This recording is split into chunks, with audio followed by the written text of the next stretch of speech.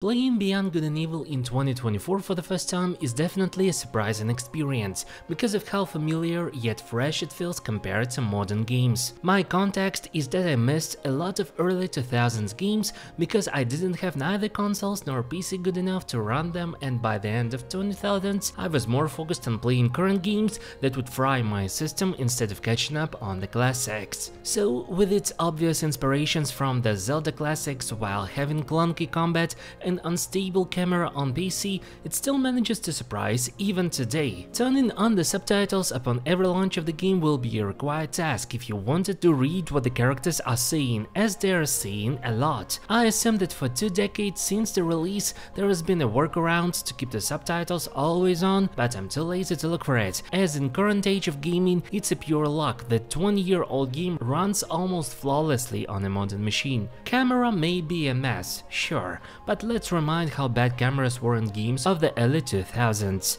Even beloved classics like Devil May Cry or Prince of Persia trilogy have their cameras effed up big time, with the later heavily relying on platforming. Here, camera may affect your combat encounters and traversal in the vehicles, but not platforming, as it always seemed to land perfectly every time. Other than that, it's a more than decent controlling and playing experience with mouse and keyboard, because forget about a controller in a formerly console game on PC. I like the overall premise of the game, where the traditional humans live alongside the animal-like humanoids.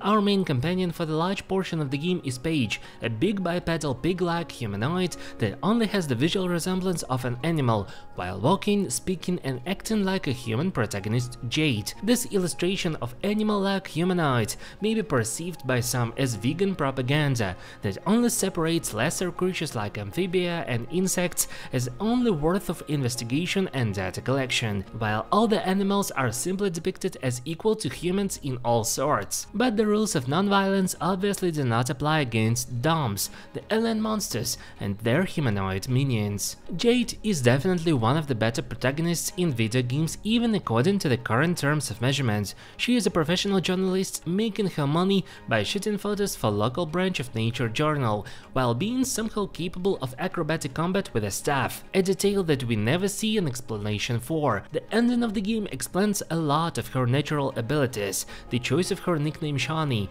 and apparently leaves a lot of room for explanation for the sequel that we're still to see someday. Her acrobatic prowess and her abilities to drive the boat and the spaceship are assumed to be taught by Paige, as he's her only family since childhood. Still, she is never annoying, never crying about her past, never struggles with mental or physical trauma. She is an adult woman raised by a foster father.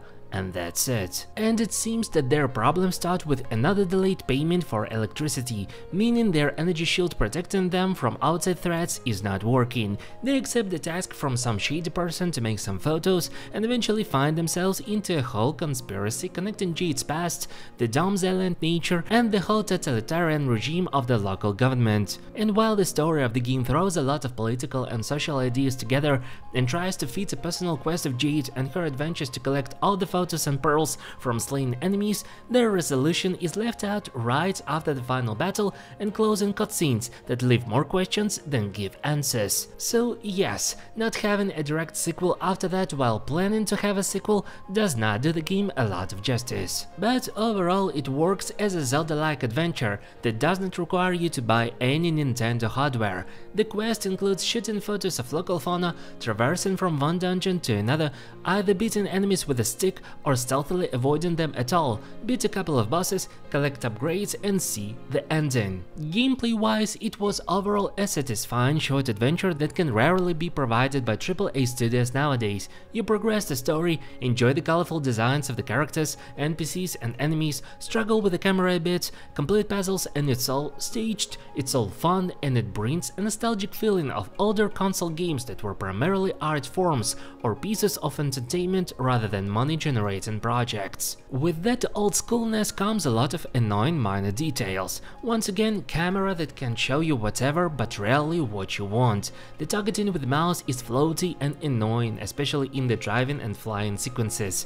The combat, 99% of the game is clicking 2 mouse buttons, while the final battle requires you to have a precision like you're playing a slasher, or shooting with your photo camera, which needs time to get used to.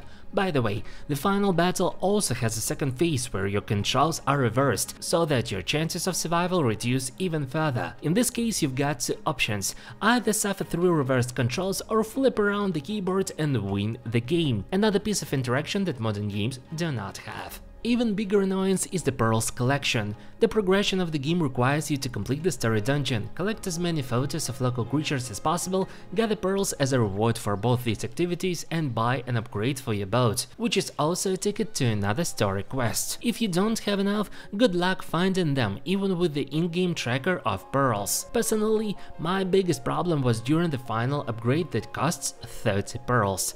By the end of the story dungeon, I had only 12, and that included a lot of photos, completion of all optional races, and completion of 2 chases after the local criminals. In other words, I was not simply progressing story, I was doing at least a decent half of side activities, and yet I still required 18 pearls more. That meant that I either missed something and needed to find more secrets and dungeons directly, or end the game. Luckily, there are ways to cheat your way through this BS, but I can only imagine how frustrated were people 20 years ago if they faced the same situation, because it's definitely not much fun to return to the already completed dungeon to complete them once again. But the presentation of the gameplay compensates all these hindrances a lot, be it a highly dynamic race with a Latin hip-hop soundtrack, or the action scenes of running from the enemy officer where everything explodes and makes you feel actually excited for running away successfully. The game shines in these moments of staged short activities that cannot be found elsewhere. Even the stealth sequences were rarely annoying and made a lot of sense conceptually, as Jade was never a powerhouse of a woman to obliterate the full armor soldiers with a stick. The thought behind almost every stage of the game, along with the desired emotional appeal, make almost all the dungeons and levels memorable, despite their mechanical flaws and technical limitations. By the way, it still looks quite good and does not feel like an outdated game at its core. Beyond Good and Evil is another example of stylized graphics being better than realistic. The lack of sharpness, the outdated animations, and overall simplicity of character models are compensated by the original comic book-like designs and admirable voice acting, which made the characters more alive than they would initially seem. Of course, it would benefit from higher frame rates, higher resolutions, cleaner textures, shadows, and better lighting, but even as is, it's definitely a good-looking game, at least design-wise. The sound and the music also contribute to the overall liveness of the experience. The main theme that we hear by the end of the game makes Jade's final transformation and revealing of her hidden magical powers, while everyone else seems to be highly hyped about it, creates a highly emotional and even teary impression. The racing music, the traversal music, the dungeon music, even the alarms that sound alerting and disrupting, all of the sounds are directly crafted to create specific impressions, from illustrating the tone of the game stage or providing more tension to the already tense moments, where combat intensifies, camera goes out of bounds, and you clicking the mouse with E button reaches the breaking point. And these emotional impressions make the game a highly memorable experience, even with its narrative plot holes,